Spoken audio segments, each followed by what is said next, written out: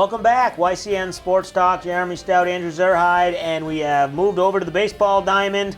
Red Sox in first place, all by themselves. They've been tied with the Yankees for the last few days and going back and forth, and now they win last night despite a couple rain delays, and then the Yankees lose despite a great starting pitching effort. The bullpen kind of blew that one, but they're in first place, and they got some question marks still. They're just signing Doug Fister. Last week he started Sunday. What can they expect from him? I mean, obviously they'd love to get some starts from him, but I mean, he's a fifth starter at best, it seems. Yeah, I mean, he looked pretty good against the Angels. I know they lost that game, but he I think he recorded the quality start. Yeah, I think he gave up only 3 runs. So, I mean, he looks good. I mean, if they can expect that from him, most starts in that 5th spot, that's going to be huge because that 5th spot's really been a question.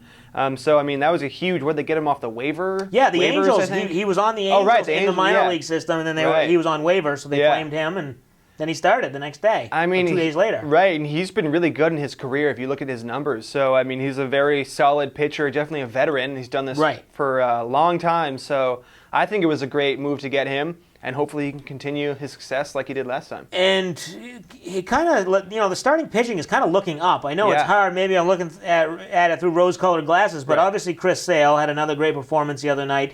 Rick Porcello had a good game. He pitches Wednesday night, looking to keep that going. If he can turn the corner, you've got him. Drew Pomeranz has had great starts. I know he doesn't pitch deep into games, but he keeps the team in games. And then Eduardo Rodriguez is having a rehab start on Thursday, so he comes back. Nice. I mean, I don't want to make it sound too optimistic, but they're first in the league in innings pitched. So they're pitching their innings. They're sixth best ERA in the American League. This pitching staff isn't that bad. Yeah, I mean, the only reason to me that the Red Sox are in first place right now is because of their pitching. In past years, it's been the opposite. The offense has been one of the best in the league, and the pitching has been one of the worst. But now, the offense is kind of slightly below average, while the pitching is definitely above average, so their pitching is keeping them in this. But yeah, their starters, I mean, they've been great. Chris Sale, I think Rick Porcello, we saw in his last start, he kind of turned things around. He had trouble with his sinker. It wasn't sinking. It was just staying flat, and people were crushing it. And he's walking guys. Right. So if Rick Porcello can even look slightly like he did last year when he won the Cy Young, that's going to be huge. I mean, we're still in first place right now, and that's been with him pitching so poorly. But yeah, Pomeranz has been great, and after last night's start, I think his ERA is like 3.8, which is really good. Finally, that Anderson Espinoza trade is looking like a good deal.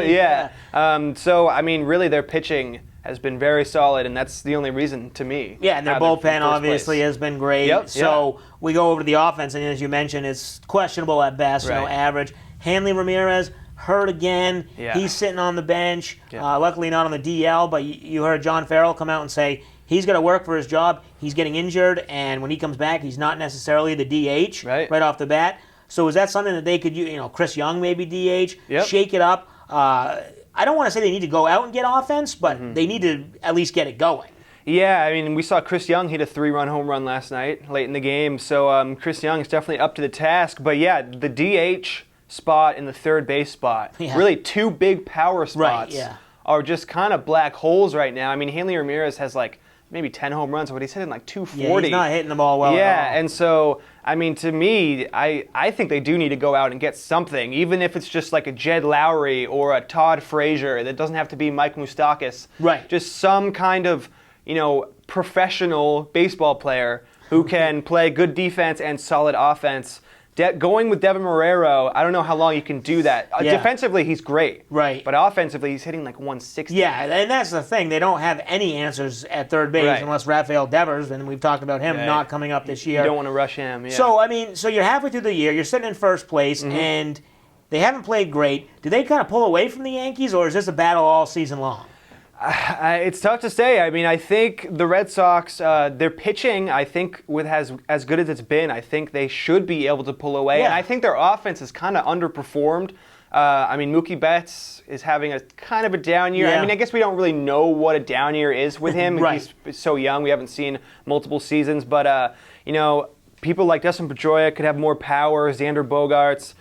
Mitch Moreland has really been the Yeah. only bright spot in the offense. And so. Jackie Bradley Jr. has been playing he's well been great, as of late. actually, He's getting his average up to 270. He's got a dozen home runs or so. Right. So pretty good. I mean, they're in first place. It's almost the All-Star break. Right. No time to panic at all here in New England. So when we come back after our break, we'll get to the touchscreen and we will unveil who we think are the American League All-Stars when we come back. You're watching YCN Sports Talk.